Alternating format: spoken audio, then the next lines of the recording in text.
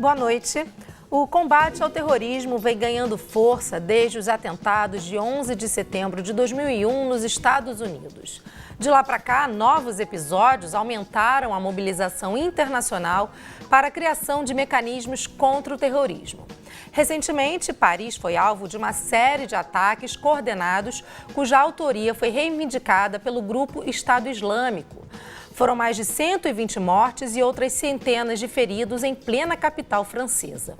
Ou seja, estamos diante de um enorme desafio à segurança internacional.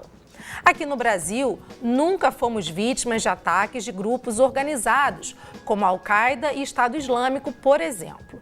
Mas estamos diante de uma grande polêmica envolvendo o tema. Foi aprovada este ano a Lei Antiterrorismo. A preocupação com possíveis ataques terroristas na Olimpíada do Rio de Janeiro é uma das principais justificativas para a aprovação da lei. No entanto, as reações foram imediatas. Ao todo, mais de 80 organizações da sociedade civil se manifestaram contrárias à nova legislação. Segundo elas, o texto inclui definições vagas e imprecisas sobre o que é terrorismo e temem que se a lei possa ser usada para criminalizar ações públicas na luta pelos direitos. Afinal, o Brasil precisa ou não de uma lei antiterrorismo? E de que forma a nova legislação pode ameaçar a democracia e a liberdade de expressão? Para esse debate, eu converso com Renata Neder, assessora de Direitos Humanos da Anistia Internacional. Boa noite, Renata, bem-vinda. Boa noite. E Sérgio de Oliveira Neto, procurador federal e professor da Univille de Santa Catarina. Boa noite, Sérgio, bem-vindo. Boa noite. Bom, eu queria começar convidando você que está nos assistindo e também os nossos convidados aqui no estúdio a assistir uma matéria mais explicativa aí sobre, afinal, o que é a lei antiterrorismo. Vamos lá. Sancionada pela ex-presidente Dilma Rousseff em março deste ano, a lei antiterrorismo é polêmica quanto ao seu conteúdo. A pressão da comunidade internacional para a criação de uma legislação antiterror e a iminência dos Jogos Olímpicos permitiram a aprovação do projeto de lei 13.620 em apenas 6 meses. A rápida tramitação impediu a discussão mais cuidadosa do tema e possibilitou a aprovação de um texto bastante vago, abrindo brechas para a interpretação subjetiva por parte da Justiça. O projeto final, enviado à presidente Dilma Rousseff, sofreu 8 vetos para ser aprovado. O texto tipifica o terrorismo como a prática por um ou mais indivíduos de atos por razões de xenofobia, discriminação ou preconceito de raça, cor, etnia ou religião, com a finalidade de provocar terror social ou generalizado, expondo a perigo pessoa, patrimônio, a paz pública ou a segurança pública. Todo o trâmite do texto no Congresso foi marcado pela preocupação de que a lei restringisse o direito ao protesto no Brasil. O texto final contém uma ressalva que visa proteger movimentos sociais, sindicatos e manifestações, mas criminaliza também os chamados atos preparatórios, que, segundo especialistas, deixa brechas para arbitrariedades na aplicação da lei. Bom, eu queria começar com a seguinte pergunta. O Brasil precisa ou não de uma lei antiterrorismo? Renata, por favor. Olha, acho que eu responderia dizendo que dessa lei antiterrorismo o Brasil não precisava. Na verdade, é claro que cada país tem, enfim, direito, claro, de tipificar os crimes que achar necessário, de preferência sempre em um amplo diálogo com a sociedade. Agora, essa lei, da maneira como ela foi aprovada, sendo amplamente criticada por diversas organizações de direitos humanos, movimentos sociais, enfim, pela sociedade civil em geral, e da forma como ela está redigida, realmente a gente não precisava dessa legislação. Acho que é importante frisar também que os mega-eventos esportivos, eles foram usados pelo governo como um argumento forte da necessidade de aprovar essa lei, né? Logo antes da Copa do Mundo, principalmente desde os protestos de junho de 2013, o governo começou a usar, né, os protestos e a chegada da Copa do Mundo como uma necessidade de se aprovar essa lei. Ela foi duramente criticada, as propostas que existiam então foram duramente criticadas antes da Copa. Não foi então aprovada nenhuma lei antiterrorismo antes da Copa, mas com a chegada das Olimpíadas teve um esforço para a aprovação dessa legislação. Sérgio, na sua opinião, essa é uma lei que se adequa às necessidades brasileiras? Para responder isso, Larissa e Renata, pegando o ponto que a Renata também já ressaltou, me parece que talvez a questão possa dividir em 3 diretrizes. Eu vou abordar as 2 primeiras e numa próxima participação eu abordo a terceira. A primeira delas seria o que vem a ser ato de terror. A segunda delas, ao se definir o que vem a ser ato de terror, se o Brasil realmente precisa, que é o foco central da sua questão, de uma lei terrorista, ou se foi artificialmente criada uma demanda por pressões internacionais para criar essa lei no Brasil, e se a resposta for afirmativa, esse é o terceiro ponto, justificando essa criação da lei antiterrorismo no Brasil, quais são então as justificativas nacionais para que se possa criar essa lei antiterrorismo no Brasil? Pegando os 2 primeiros, que são mais rápidos, a terceira eu deixo para responder na próxima passagem. Mas primeiro, o ato de terror é uma dificuldade grande definir o que vem a ser ato de terrorismo. Tanto que as Nações Unidas até hoje não têm uma definição fechada do que vem a ser terrorismo. Apesar de terem sido editadas resoluções sobre a proibição, ou incentivo, ou de qualquer forma guarida ao terrorismo, na verdade que não existe um conceito, porque é bastante difícil. Por exemplo, se pegar a questão palestina, os israelenses acusam os palestinos de atos de terrorismo. Os palestinos acusam os israelenses de atos de terrorismo. Na ótica de cada um, eles estão reciprocamente praticando atos de terrorismo. Então, a definição ela é difícil. Por isso que, apesar dessa lei ter tramitado rapidamente, como se diz, na verdade foi rapidamente, agora no finalmente. Essas propostas ela vem de longa data, mas nem o conceito que está na nossa lei, eu concordo com a Renata, ela ficou realmente fragilizada, não foi uma boa lei. Parece que foi a lei possível, não agradou nem aqueles que queriam a lei, porque consideram que não ficou muito precisa, ficou talvez um pouco frouxa, e desagradou aqueles que repudiam a edição dessa lei. Esse é o primeiro ponto, mas ela trouxe um conceito, né, que é aquele relacionado, a introdução na matéria acabou de dizer isso. Mas o foco da questão, que me parece que ninguém discute, é esse, é causar pavor. O terrorismo, na sua essência, são atos praticados, seja por xenofobia, inconformismo político, seja por divergências éticas, mas o objetivo é causar pavor. Então, esse é o foco central e eu acho que certamente ninguém discute isso, todos são contra. O segundo ponto, rapidamente, é: será que havia realmente uma necessidade do Brasil ter uma lei ou não? Em razão de pressões internacionais escusas, muitas vezes, foi criada essa suposta necessidade. Bom, para responder isso, a gente tem que voltar, por exemplo, na nossa Constituição de 88. Vamos esquecer de 88 para trás, a Lei de Segurança Nacional, a 7.170, já mencionava, o Estatuto do Estrangeiro, a 6.815, lá da década de 70, já também mencionava terrorismo, mas nenhum deles abordava especificamente.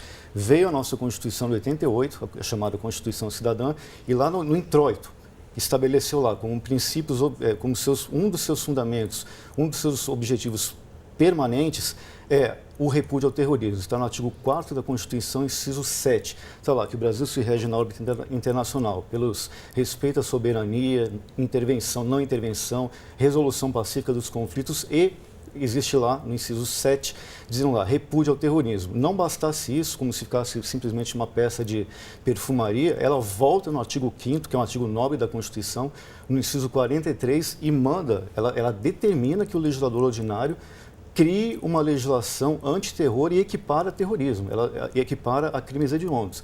No mesmo inciso que ela requisita a criação da lei dos crimes hediondos, ela coloca lá, e também regulará o terrorismo. Portanto, existe um mandado constitucional, uma obrigatoriedade constitucional de se legislar sobre terrorismo. Agora, ao longo dos anos, né, desde a Constituição, muitas tentativas já foram feitas de legislar nesse tema, né, Renata? Agora, muito impressiona, como você colocou no início, porque só agora essa lei tenha passado, né? O Sérgio coloca uma questão importante, que a própria ONU não tem uma definição exata sobre o que é terrorismo, né? Mas desde 2002 existe um escritório das Nações Unidas contra Drogas e Crimes que lançou um projeto global contra o terrorismo. E o Brasil já é signatário de algumas ações internacionais de combate ao terrorismo, né, Renata? Quer dizer, o que mostra que, de repente, essa lei não se adequa tanto à necessidade brasileira, né? Eu acho que talvez a gente não existam definições claras internacionais que possam simplesmente serem copiadas e coladas ou serem usadas como inspirações. Existem certamente muitas lições negativas, digamos assim, a serem aprendidas. Quer dizer, a gente pode aprender com experiências negativas de outros países para não repetir os mesmos erros. E existem muitas experiências aqui na própria região. Quer dizer, as leis antiterrorismo que foram adotadas em outros países serviram, na verdade, como um caminho para a adoção de um estado de exceção, de medidas de exceção para não se seguir mais o devido processo legal no países, sistema. Por favor, por exemplo. Por exemplo, nos Estados Unidos, né? Assim, você ter presos que ficam presos durante anos em Guantánamo sem serem acusados formalmente de absolutamente nada, por exemplo, isso você abrir mão do que seria chamado o devido processo legal, do direito a um julgamento justo, por exemplo, em nome da guerra ao terror. Esse é um dos exemplos. A gente tem outros exemplos de como leis antiterror foram usadas para criminalizar movimentos sociais. Por exemplo, no Chile, índios mapuches que foram acusados e condenados por crime de terrorismo, e tem uma decisão da Corte Interamericana para que essa sentença seja anulada, por exemplo. E parece que o Brasil não aprendeu, digamos assim, com essas outras experiências, no sentido de tentar ter uma lei, por exemplo, que fosse muito específica, que não abrisse margem para essas arbitrariedades no sistema de justiça criminal. Inclusive, não aprendeu com o próprio diálogo que começou a ser intensamente feito com a sociedade civil desde a época da Copa, por exemplo, que muitas críticas começaram a ser feitas em relação ao texto diretamente, né? Isso não foi incorporado. Até a tentativa, por exemplo, de colocar terrorismo contra coisa, né? Que seria dano ao patrimônio, né? Isso é uma tentativa, assim, de você, nesse contexto, ainda por cima em que isso foi feito no Brasil, era uma tentativa de abrir essa margem para a criminalização dos protestos dos movimentos sociais. O texto diz, inclusive, que classifica como ato de terror incendiar, depredar, saquear, destruir ou explodir meios de transporte ou qualquer bem público ou privado, né? Nesse sentido, esses precedentes estariam aí. Tem várias coisas que estão na lei antiterrorismo, por exemplo, que são crimes já previstos na lei penal brasileira. Então, fica a questão, a gente precisava de uma outra lei para, né, na verdade, atribuindo novas penas a crimes que já são previstos na lei brasileira. Já existe crime de homicídio, de tentativa de homicídio, já existe, né, crimes contra a vida já são previstos na lei penal brasileira, o porte de material explosivo, por exemplo, já é previsto na legislação brasileira. Então, fica a questão sobre o que exatamente essa legislação trouxe de particular que seria especificamente o crime de terrorismo. Isso ficou muito vago. E aí a gente viu porque a gente não pode olhar, eu acho, tecnicamente só o texto da lei, mas vamos olhar para como, por exemplo, o sistema de justiça criminal no Brasil se comportou em relação às manifestações desde 2013. A gente viu tanto a lei de organizações criminosas quanto a Lei de Segurança Nacional sendo amplamente usada em diversas cidades contra manifestantes. Quer dizer, a Lei de Organizações Criminosas é uma lei que foi pensada para combater as milícias, o crime organizado internacional, e estava sendo aplicado a manifestantes pacíficos que foram detidos arbitrariamente. Então, a gente já viu o nosso sistema de justiça criminal aplicar erradamente uma legislação. O risco agora é que a lei de antiterrorismo seja aplicada nos próximos protestos. Eu vou trazer mais uma pessoa para a nossa conversa, Sérgio, eu peço licença. Por favor, eu queria convidar então a Maíra Zapater, que participa com a gente falando de São Paulo. Maíra, boa noite, tudo bem? Boa noite, pessoal, tudo bem? Me ouvem bem? Sim, tudo bem. Maíra, obrigada pela sua participação no Sala Debate de hoje. Eu queria começar, Maíra, a gente está falando aqui no estúdio sobre a polêmica em torno da definição do que é terrorismo ou não só na legislação brasileira, mas também os parâmetros, né? As definições internacionais, como o Sérgio comentava logo no início do programa. Na sua opinião, que parâmetros devem ser definidos para a classificação do que é ou não terrorismo no Brasil? Olha, boa noite a todas e todos que estão acompanhando, para quem está aí no estúdio. Na verdade, eu vou acompanhar em grande medida o que já foi dito, tanto pelo Sérgio quanto pela Renata, no sentido de questionar a necessidade dessa lei. Então, para a gente pensar em quais seriam parâmetros para definir ato de terrorismo, a gente teria que pensar se a gente precisa dessa lei. O que a gente espera de uma lei antiterrorismo? Porque até hoje a gente não tem um consenso, né? Isso já foi dito pelo Sérgio, que não tem um consenso sequer nas Nações Unidas do que seja atos de terrorismo. E eu ainda expandiria essa ausência de conceito, que torna muito difícil dar uma resposta exata para a sua pergunta sobre os paradigmas, porque na ciência política também não tem essa definição. O próprio termo terrorismo, ele passa a ser usado só na Revolução Francesa e era utilizado para identificar os atos praticados pelo governo revolucionário francês em relação aos contra-revolucionários.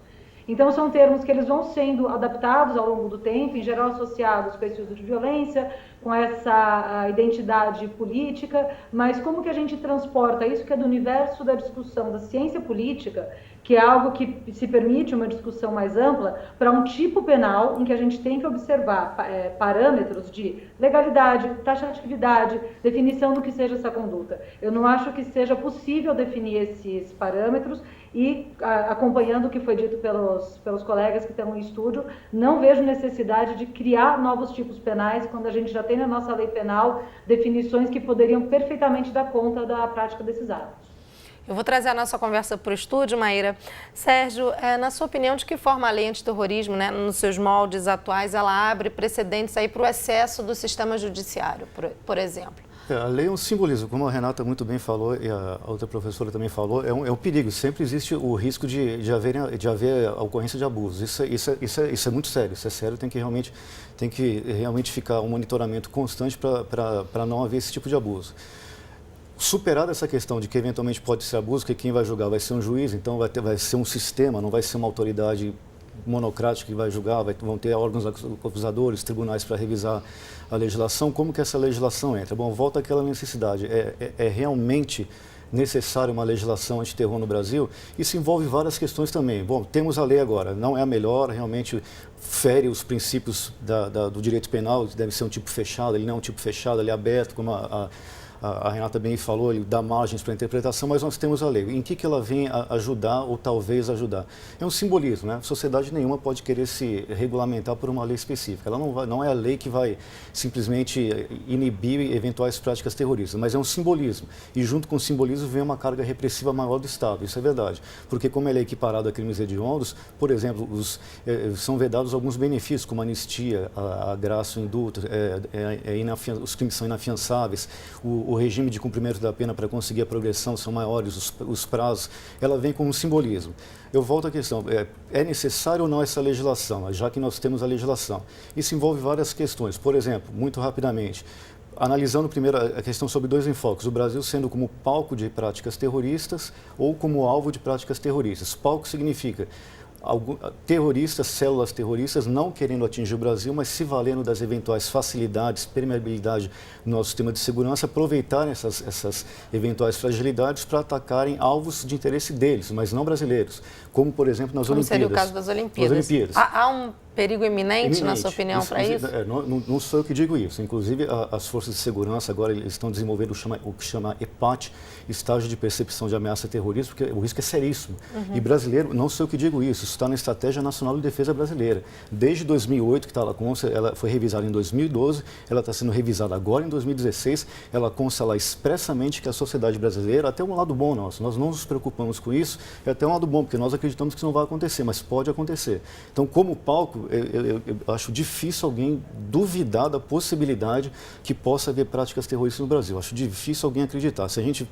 Se haveria necessidade da lei ou não é uma outra discussão, mas que pode haver, isso pode acontecer. Muito rapidamente, a segunda hipótese, o Brasil como alvo de práticas terroristas, o alvo prioritário, ele pode ser?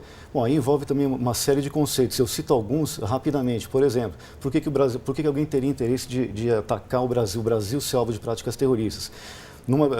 Eu dou um rápido exemplo. O Brasil vem pleiteando o seu ingresso no Conselho de Segurança da ONU com assento permanente. O Conselho de Segurança da ONU ele tem 15 membros, que é o núcleo de tomada de decisão, mais 5 com assento permanente, que tem o chamado poder de veto, e são os que mandam realmente nas Nações Unidas. O Brasil tem assento rotativo. Quanto mais ele quer se aproximar desses centros de poderes, e ele vem se aproximando e enviando tropas militares para o Haiti, no Congo agora, o Brasil não enviou tropas, mas o comando é nosso. Por mais que quanto mais ele se aproxima dessas esferas de poder, mais ele vai ter que tomar decisões sensíveis. E tomando essas decisões sensíveis pode contrariar interesses de grupos extremistas. E, portanto, o Brasil pode sim virar alvo. Esse é só um exemplo. Dada a limitação do tempo, eu estou pegando um exemplo concreto.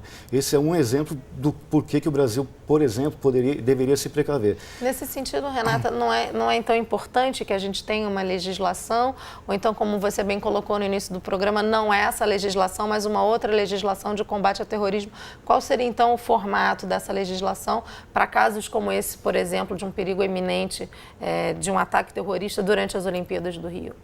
Eu acho que eu vou responder essa pergunta, talvez desviando um pouquinho e falando o seguinte, muitas vezes enfim, situações excepcionais, inclusive receber mega eventos esportivos, mas não só, são usadas como uma justificativa para você, de alguma forma, empurrar a goela abaixo determinadas políticas que você não conseguiria aprovar em outros momentos. E eu queria também falar, fazer uma analogia, assim, se a gente olha hoje tudo que foi cometido em nome da guerra ao terror, em primeiro lugar, a guerra ao terror não impediu, na verdade, a realização de novos atos terroristas, mas em nome da guerra ao terror, os estados abriram mão do Estado de Direito, cometeram muitos abusos e cometeram graves violações de direitos humanos. Assim como, por exemplo, no Brasil, por causa da chamada guerra às drogas, que claramente não teve sucesso na guerra às drogas, se cometem ainda muitos abusos, execuções por parte da polícia e por aí vai. Quer dizer, a legislação brasileira, a legislação criminal brasileira já prevê uma série de crimes contra a vida, são penas duras, a gente já tem a terceira população carcerária do mundo, não dá para falar exatamente em impunidade no Brasil, impunidade dependendo do tipo de crime, porque a gente já tem a terceira população carcerária do mundo. Então, eu acho que realmente tem que se questionar assim, se realmente era necessário e as consequências disso, porque as Olimpíadas vão passar, mas a lei antiterrorismo vai ficar e ela vai continuar sendo aplicada na população brasileira. Então, primeiro, eu queria reforçar, assim, dessa lei antiterrorismo a gente não precisava. Agora, ela já foi aprovada, estavam querendo, inclusive, né, há pouco tempo atrás, revogar determinados vetos feitos pela presidente Dilma na época da sanção. Um deles era o veto feito ao terrorismo contra coisa, que é um dos absurdos que tinham no texto original da lei. Terrorismo contra coisa, isso não existe, isso é, enfim, dano ao patrimônio, sabe? Isso claramente tinha um foco na criminalização de protestos e de manifestantes que depredavam coisas durante os protestos. E, assim, muita gente fala que o parágrafo que tem ali, que seria de proteção aos movimentos sociais e ao protesto em geral, garantiria, então, que essa lei não fosse aplicada nesses manifestantes. Isso não é verdade, porque, na verdade, também existe uma discordância em relação ao que é considerado protesto e ao que é considerado movimento social. A gente já viu, por exemplo, inclusive o ministro da Justiça se referia a determinados movimentos sociais que usam de ocupação como forma de luta, ocupação de terra urbana, ocupação de terra rural, como não sendo movimento social. Então, se você diz, não, isso daí não é movimento social, isso não é protesto, isso é terrorismo, você já está dizendo que esse parágrafo não se aplica a eles. Então, assim, essa lei realmente ela é muito negativa, ela vai ter um impacto muito negativo em relação à restrição do direito à liberdade de expressão, à criminalização de manifestantes, mas, de forma geral, ela não é uma boa lei penal e a gente vai ficar com isso depois das Olimpíadas. Eu vou pegar esse seu gancho para trazer de novo a Maíra Zapater para a nossa conversa. Maíra, a lei foi aprovada com alguns vetos importantes da presidente Dilma Rousseff, incluindo aí o cumprimento da pena, né, que previa o estabelecimento penal de segurança máxima para os criminosos e que, na opinião da presidente, né, e da presidência da República, viola o princípio da individualização da pena. Como é que ficou definida essa questão da pena para crimes de terrorismo na legislação aprovada? Olha, embora tenha tido veto aí para a questão do presídio de segurança máxima, que inclusive uma das outras críticas que se fez a essa disposição vetada, é que isso deveria ficar por conta das normas de organização penitenciária, que é de competência de cada estado. Mas esse próprio termo da segurança máxima, eu vou fazer uso da mesma palavra que o Sérgio fez, isso é mero simbolismo. São só palavras que parecem soar como algo que nos confere maior segurança diante desse possível risco de atentado terrorista. Eu concordo com a argumentação que o Sérgio colocou. Talvez o Brasil esteja entrando nessa rota, mas a questão os terroristas eles vão abrir a nossa legislação, aí eles vão ler, vão ver que tem lá prisão de segurança máxima, né, como estava no texto vetado, penas mais altas e por isso vão deixar de praticar. Me incomoda um pouco essa crença que às vezes se tem na função preventiva da pena, né? Fica só no campo do simbólico. Como a Renata bem colocou, as Olimpíadas vão embora e essa lei fica. E além dela não evitar, na minha visão, não evita em absoluto, seja vetando prisão de segurança máxima ou não, essa terminologia no texto, na forma como foi publicado. Além disso, ela fica como herança depois. Então, não obstante haja essas palavras de peso, aparentemente, no texto da lei, porque ainda com o veto desse termo de prisão de segurança máxima, há outros, como a dificuldade maior da progressão de regime inicial fechado, equiparação hediondos e tudo mais, ainda assim é de pensar que risco que a gente está evitando de publicar uma lei aqui. A meu ver, absolutamente nenhum. Maíra, eu queria agradecer desde já a sua participação e preciso encerrar aí o primeiro bloco do nosso programa. Muito obrigada mais uma vez e uma boa noite para você. Boa noite, eu que agradeço. Até a próxima. Até. Eu vou fazer um intervalo rápido e já a gente volta com Sala Debate.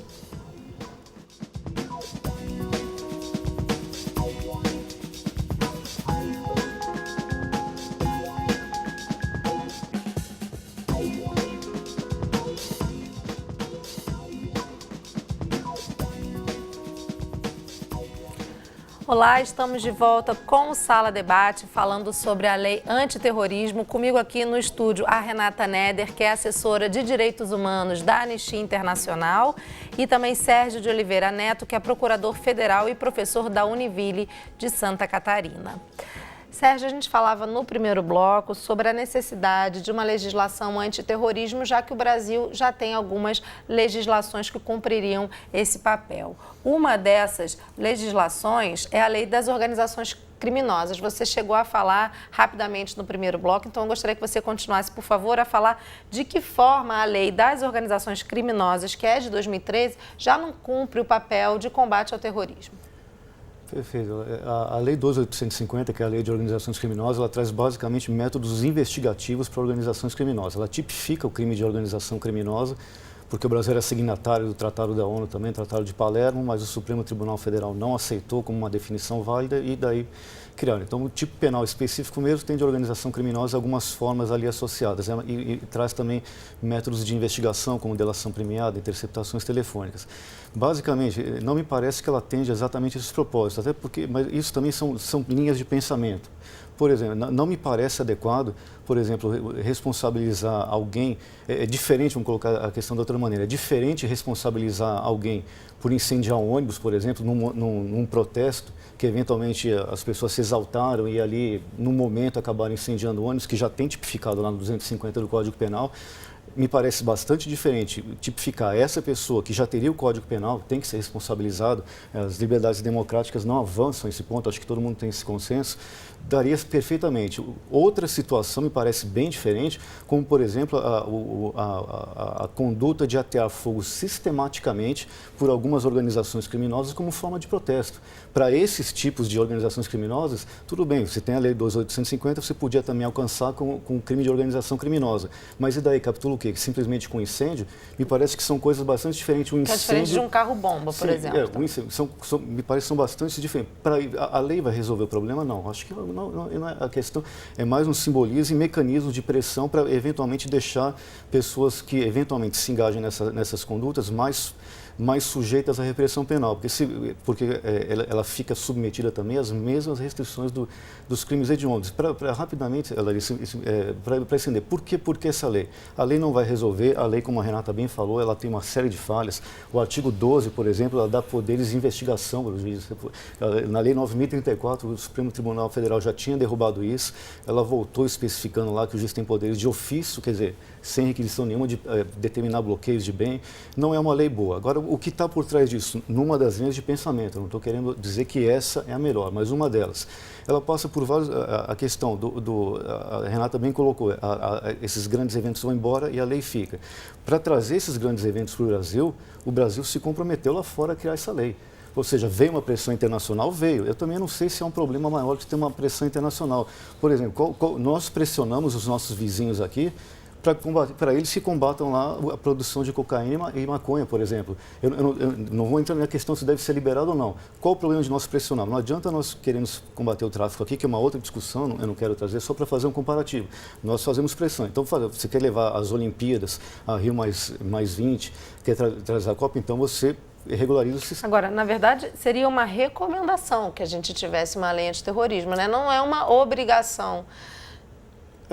É mais ou menos. Por exemplo, as resoluções da ONU, e o Brasil se submete a ela, impõe-se uma obrigação. O Brasil se filiou ao Tratado contra a Organização Criminosa da OEA, Organização dos Estados Americanos, que foi ratificada pelo Brasil em 2005.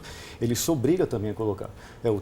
Portanto, existe uma obrigação, até que ponto ele vai passar por cima e realmente determinar, mas foi o nosso governo que foi lá fora e se comprometeu. Então, ele traz essa obrigatoriedade. Eu não vejo problemas maiores, na minha opinião, internacional de ter pressões. Nós pressionamos, por exemplo, que países europeus não recebam pessoas no chamado tráfico humano. Qual o problema?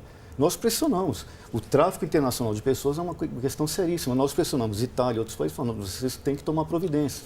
Portanto, eu não vejo problemas em haver pressões. Tem que analisar, me parece, se as pressões são legítimas ou não. Ou se são legítimas, até que ponto, né, como a Renata também bem colocou, não é simplesmente transportar para cá conceitos de fora. Até porque, como um órgão, se fizer um transplante, pode haver rejeição. Então, não é simplesmente incorporar e engolir. Mas ter esses mecanismos internacionais, a tendência mundial é realmente já ver esses mecanismos interligados.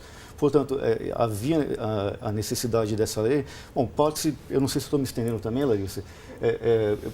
Por exemplo, pega para pegar ou me manifesto na próxima rodada. Não tem problema, a gente pode passar, então, a Renata, porque ele está falando dessa questão internacional, né? Porque o próprio GAF e a própria ONU colocam essa questão como uma recomendação. A partir do momento que já não existe, então, uma homogeneidade aí no sentido do que é terrorismo em outros países e que isso ainda está à discussão pela ONU, pode ser que essa lei também passe aí por mudanças, né? A lei brasileira no futuro passe por mudanças, até por uma pressão internacional. Você acredita que isso possa acontecer, Renata?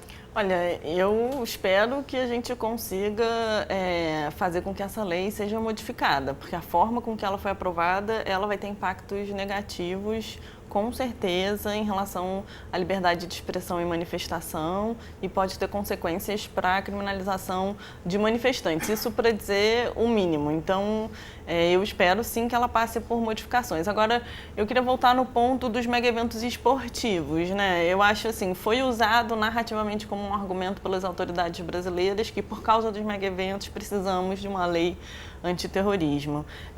E muitas vezes os mega-eventos esportivos são usados pelos governos para tentar aprovar determinadas coisas que em outro cenário eles não conseguiriam aprovar. Agora, com a Copa do Mundo, assim, houve tanta resistência à lei antiterrorismo que a lei não foi aprovada e a Copa do Mundo aconteceu mesmo assim. E não foi a falta da lei antiterrorismo que trouxe qualquer tipo de problema na Copa. Então, isso deveria também ter sido um aprendizado, mas mesmo assim, com a chegada das Olimpíadas, eles tentaram passar e aí conseguiram passar a lei antiterrorismo. Também era um congresso diferente, né? É importante lembrar que tiveram eleições federais nesse meio tempo e foi eleito o congresso mais conservador dos últimos tempos, segundo vários cientistas políticos. A Anistia Internacional, no seu relatório anual sobre o ano de 2015, deu esse alerta. A gente falou, olha, com esse congresso a gente está vendo um risco enorme de retrocessos em direitos humanos no campo legislativo nacional. A aprovação da lei antiterrorismo era uma delas, mas existem várias outras propostas de lei no Congresso que, se forem aprovadas, vão significar um enorme impacto negativo em relação a direitos humanos. A gente viu esse retrocesso acontecendo com a aprovação de lei antiterrorismo, mas parece que tem várias outras coisas avançando. A redução da maioridade penal, a alteração de forma de demarcação de terras indígenas, a lei antiterrorismo foi só uma delas.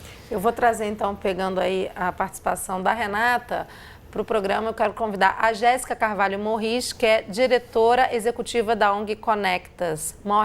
Jéssica Carvalho Morris, diretora executiva da ONG Conectas. Jéssica, boa noite, tudo bem? Boa noite, tudo bom? Obrigada pela sua participação no programa de hoje.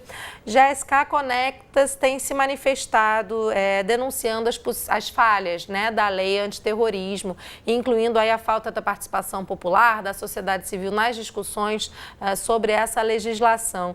Qual é a opinião de vocês sobre a lei e de que forma ela é anticonstitucional para a Conectas? Olha, na realidade essa lei é desnecessária e realmente é uma violação, ela é ampla em demasia, causando, inclusive, tendo possibilidade de criminalização de movimentos sociais. Mas eu queria também fazer um outro comentário, porque eu acho que ficou, ouvindo um pouco o doutor Sérgio falar, queria ressaltar que a ONU, 4 relatores da ONU condenaram esse projeto de lei, quando era projeto de lei, condenaram o nosso projeto de lei por ser demasiado amplo. O Alto Comissariado da ONU também se pronunciou contra o projeto de lei. Então, a ideia de que, porque o Brasil faz parte de uma comunidade internacional, era obrigado a passar uma lei antiterrorismo, e particularmente esta lei, é um pouco equivocada. Realmente, vários são os exemplos onde a ONU se manifestou, uma lei similar no Chile, a Corte Interamericana determinou que a lei, por ser demasiado ampla, também violava direitos humanos. Então, há um pouco equívoco. Então, a Conectas vem fazendo um trabalho desde agosto do ano passado, levantando várias questões sobre a desnecessidade dessa lei, mas também a forma procedimental que essa lei foi passada. Porque, como nós observamos, foi uma tratorada.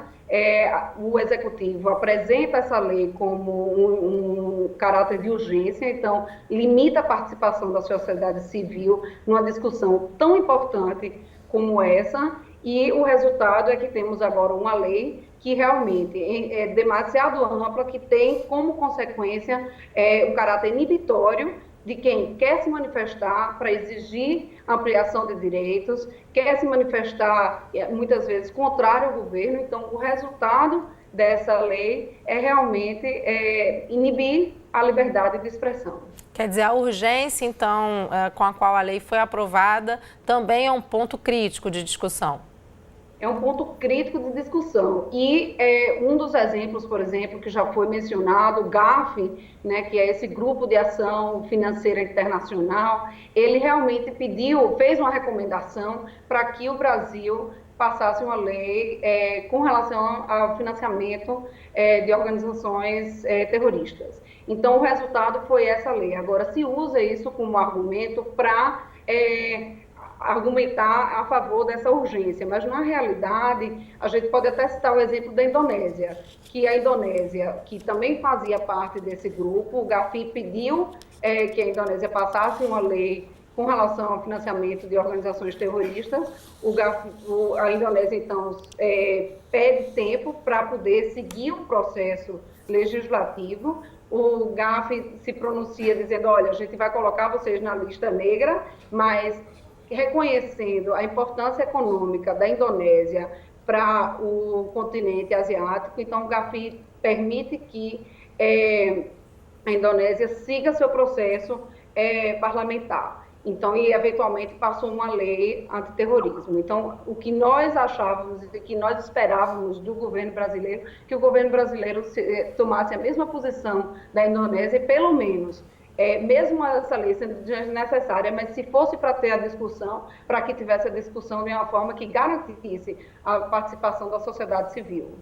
Jéssica, eu vou trazer a conversa de volta aqui para o estúdio. Sérgio, a Jéssica colocou a questão de 4 delegados da ONU se posicionarem contrários à lei. A própria Organização dos Estados Americanos, a OEA, também manifestou uma preocupação semelhante. Como é que você avalia essa questão? Pode ter se preocupado exatamente, voltando ao ponto. Talvez essa lei realmente ela deixou bastante a desejar. O que a ONU recomenda é que tenham leis. O que a OEA recomenda é o Tratado de Barbados, de 2002, que o Brasil ratificou em 2005, eles demandam. Portanto, a ONU demanda, a OEA também demanda. A questão é qual exatamente a lei. Realmente essa lei deixou a desejar. Acho que ela deixou a desejar. A impressão que se tem, eu não estou aqui para defender o processo legislativo dessa lei, é que como vinha realmente rodando há vários anos, chegou a um determinado ponto, em razão desses acordos internacionais, chegou num ponto que tinha que fazer passar uma lei. Mas talvez esse projeto de lei tenha tratorado mesmo, quando a professora Jéssica falou bem, tratorado, talvez em razão disso, mas eu não estou aqui para defender o processo legislativo. A questão do GAFI, que é a sigla francesa, mas é FATFA em inglês, realmente são cerca de 40 recomendações para controlar esses fluxos de ativos financeiros, tanto que o Brasil criou o COAF. Mais uma vez, eu não vejo maiores problemas em terem mecanismos internacionais de controle. A partir dos atentados de 2001 nos Estados Unidos, chegaram à conclusão que esses ativos financeiros circulam mundialmente e podem financiar terrorismo. Agora, por que o Brasil seria prejudicado, então, se não seguisse a recomendação do GAFI, que é o Grupo de Ação Financeira Internacional? Em que nós sairíamos prejudicados caso não seguíssemos essa recomendação, por exemplo? O que poderia acontecer, por exemplo, seria serem cortados financiamentos importantes aqui no Brasil, por exemplo. por exemplo, não, então você não tem controle dos ativos, como quem entra, quem deposita dinheiro, como são utilizados, então eu não vou, por exemplo, eu vou te rotular como essas empresas internacionais de ranking colocam lá para investidores, eu vou colocar um selo de país não confiável de como estão sendo tratados os ativos financeiros. Agora, a princípio, nenhum outro país, né, poucos países, na verdade, cumpriram essa recomendação. E até o momento, nenhum sofreu uma baixa aí ou sofreu uma suspensão, por exemplo, no GAFI. São aqueles mecanismos de pressão, também não pode apertar demais, senão você perde aquele parceiro. Agora, recentemente, nós estamos vendo a questão da Venezuela, sem entrar na discussão lá, nós vamos expulsar a Venezuela da OEA ou da OMC ou não, vamos tentar trazer para ela de diálogo. Então, não adianta, às vezes, pressionar muito. O ponto que me parece aqui é que eu não vejo, a não ser que seja utilizado de uma forma equivocada. Agora, por exemplo, o Brasil ser filiado ao GAFI, FATFA em inglês, criar o COAF, que é o Conselho de Administração Financeira, para monitorar atividades financeiras atípicas. Eu não vejo problema nisso, a não ser que ela seja utilizada de uma forma equivocada. E volto no que a Renata bem falou, de uso abusivo da legislação. Isso pode acontecer. Agora, o controle em si, eu não vejo mais problemas de ter uma comunidade internacional querendo trocar informações nesse ponto. Agora, exatamente, se vai haver abuso ou não, realmente tem que ter controle. Renata, a gente falou aqui da forma como a legislação atual, né, a lei antiterrorismo, pode coibir as manifestações. O que permitiria, então, a lei nos seus moldes atuais? Que tipo de manifestações e protestos poderiam ser realizados pela sociedade civil, pela população, que não ferissem a legislação atual? Não, em teoria, as manifestações vão continuar acontecendo. A questão é como ela pode ser aplicada no contexto de repressão aos protestos. E aí, isso não é uma questão teórica, isso é uma questão política e prática do que a gente já viu no Brasil, não só desde as manifestações de junho de 2013, mas inclusive anteriormente, né? Houve uma tentativa de criminalização dos movimentos sociais, em particular do MST, dos movimentos trabalhadores sem terra, tentando enquadrar membros do MST, por exemplo, por formação de quadrilha. Né? Aí desde junho de 2013 o que a gente viu foi manifestantes que estavam se manifestando pacificamente sendo arbitrariamente detidos e até manifestantes que eram suspeitos de terem cometido algum tipo de crime, tipo dano ao patrimônio, enfim, quebrou uma lixeira e tal, não sei o que, eram levados para a delegacia e depois estavam sendo acusados ou no marco da Lei de Segurança Nacional, principalmente em São Paulo, a Lei de Segurança Nacional foi usada e amplamente em várias cidades sede da Copa a Lei de Organizações Criminosas foi usada. Então, a gente já viu isso acontecer, uma lei que não tinha esse objetivo específico de ser usado contra manifestantes, naquele contexto ser usado contra os manifestantes. E foi justamente nesse contexto que a gente viu a discussão sobre a lei antiterrorismo ressurgir no Congresso Nacional. Não só essa, mas várias outras leis pensadas para reprimir manifestações foram propostas, leis enfim, completamente absurdas, enfim, que realmente restringiam e violavam o direito à liberdade de manifestação. Ainda bem que nenhuma foi aprovada no contexto da Copa do Mundo, mas assim, a gente não pode descolar o surgimento dessa discussão e a aprovação dessa lei do contexto real, político, enfim, em que isso acontece, que é no contexto da repressão às manifestações que eclodiram no Brasil desde 2013. Jéssica, vou convidá-la de novo para a nossa conversa. Jéssica, me ouve? Sim. Jéssica, na sua opinião, né, e da organização, a Conectas, a nossa polícia, né, e o próprio sistema judiciário brasileiro estão preparados para lidar com a legislação antiterrorismo da forma como ela é apresentada atualmente? Na realidade, a forma como essa lei foi aprovada, ela é, de novo, muito subjetiva. Então, o que acontece? É uma inversão do princípio da presunção de inocência. Então, hoje, se um manifestante é preso porque estava se manifestando e é acusado de ser terrorista, o resultado é que cabe a ele provar que ele é inocente, e não o contrário, né?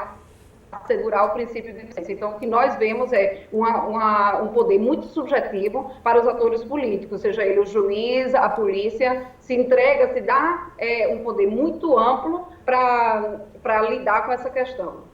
Jéssica, a gente está caminhando aí para o fim do segundo bloco. Eu queria agradecer a sua participação. Vou voltar a conversa aqui para o estúdio. Até uma próxima oportunidade. Obrigada. Obrigada a você. Tchau. Sérgio, a gente falou muito aqui dos aspectos negativos da lei, né? Na sua opinião, percebo que você e Renata concordam em alguns aspectos, mas principalmente concordam na questão da própria lei, dos termos da lei, né? Na sua opinião, de que forma essa lei seria mais justa? Vou usar essa palavra, não sei nem se é ideal, mas de que forma ela se adequaria melhor à realidade brasileira, no sentido também de não ir contra os direitos fundamentais, por exemplo, como o direito à manifestação e a liberdade de expressão? Essa questão é bastante delicada. Como definir um tipo penal que eventualmente não vá violar garantias ou se prevenir eventuais abusos? Essa questão é bastante delicada. A questão de, por exemplo, a incriminação de alguns atos que vira subjetivismo, como a professora Jéssica bem falou, é verdade, isso pode gerar subjetivismo. Acontece também que as autoridades de segurança pública também não têm bola de cristal. Se a pessoa tem explosivos em casa, por exemplo, que são os chamados atos preparatórios, ficam se comunicando eventualmente com pessoas que são vinculadas a grupos extremistas. Pelo menos em mensagens, começa a tramar algum tipo de organização, de prática criminosa e tem algum mecanismo para executar esse ato, eu não sei até que ponto também a autoridade não teria legitimidade para tomar alguma providência. Senão fica também, a autoridade pública também, ela fica entre o rótulo de incompetência e o rótulo da arbitrariedade. Só para citar recentemente, esse ataque agora recente na boate Pulse nos Estados Unidos, no ano passado também, os dois que fuzilaram várias pessoas nos Estados Unidos, os irmãos que explodiram bombas, aquelas panelas de pressão na maratona de Boston, todos eles, inclusive esses atentados recentes no continente europeu, na França, todos eles, de uma maneira geral ou outra, eram monitorados pela polícia. O grande questionamento foi, vem cá, vocês sabiam que eles tinham algum tipo de vinculação, por que não fizeram nada? Daí a autoridade falou, bom, eu não fiz nada porque ele também não tinha certeza. Então, se não age, eventualmente, para que tem, são incompetentes. Se age, não estava fazendo nada, eu só tinha explosivo em casa, mas eu não ia fazer nada, por exemplo, eu estava mandando uma mensagem sem maiores preocupações. Então, fica como definir um tipo penal, também é delicado. Eu não sou contra todos a listagem das incriminações que estão ali.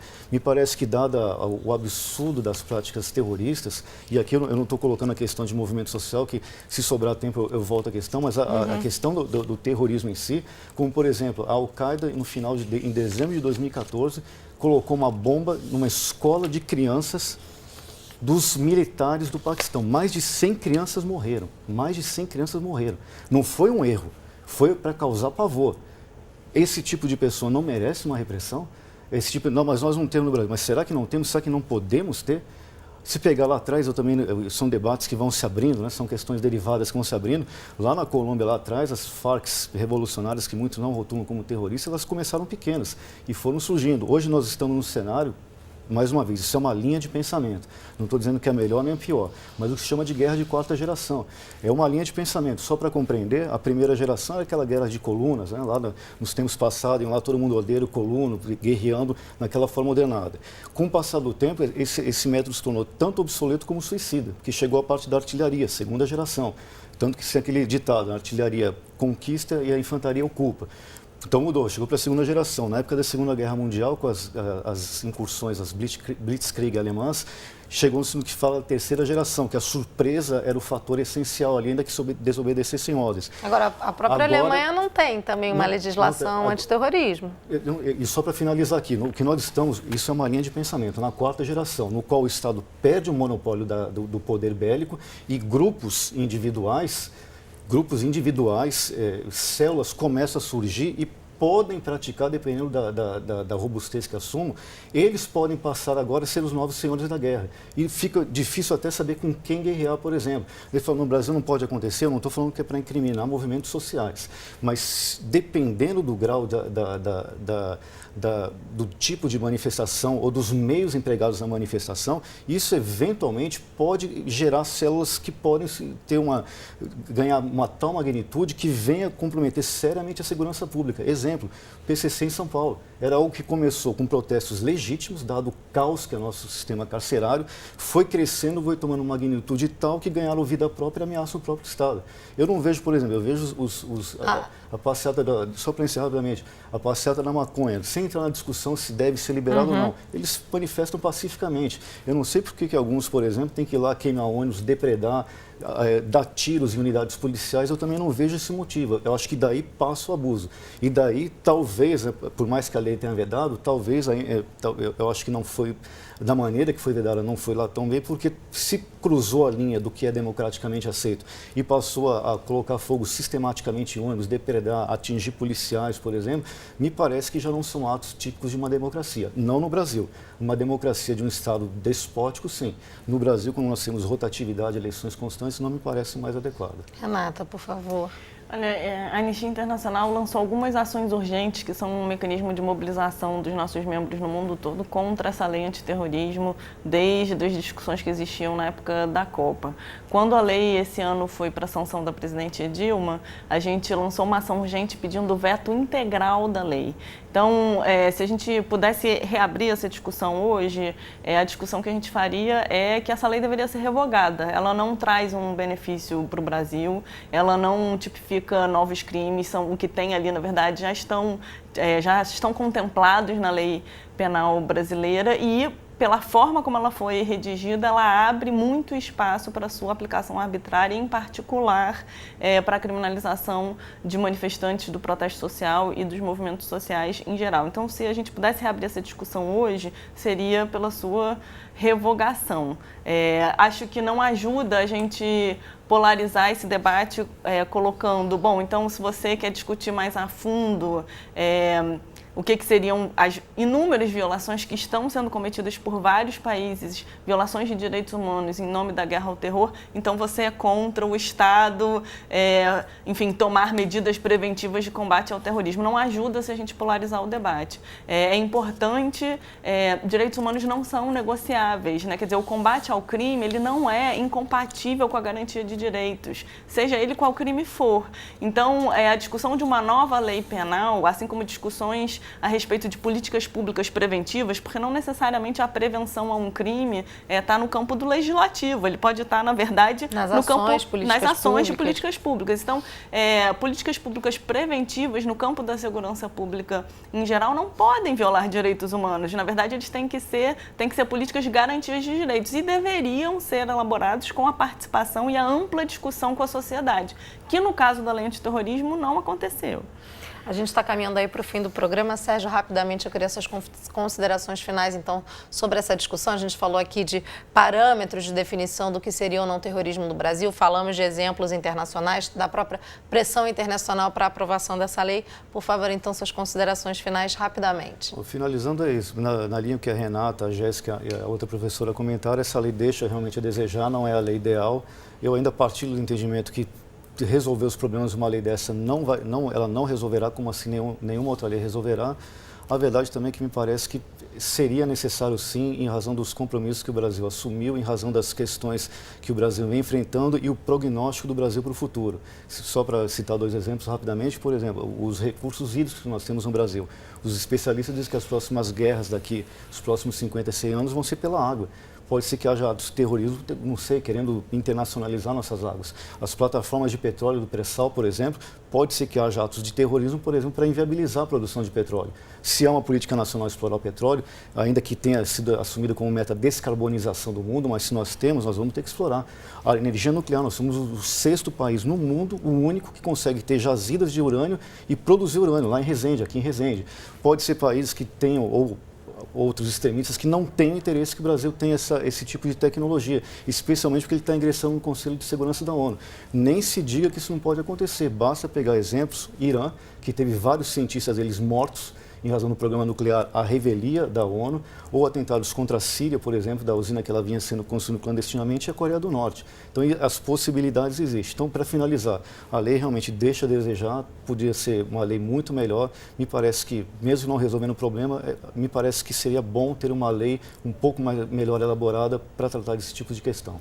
Renato, nosso tempo está correndo para o fim. Eu queria agradecer mais uma vez a participação da Anistia Internacional aqui no Sala Debate e também no canal Futura, viu? Muito obrigada, até a próxima. Obrigada. Sérgio, obrigada também pela sua participação, viu? Até a próxima.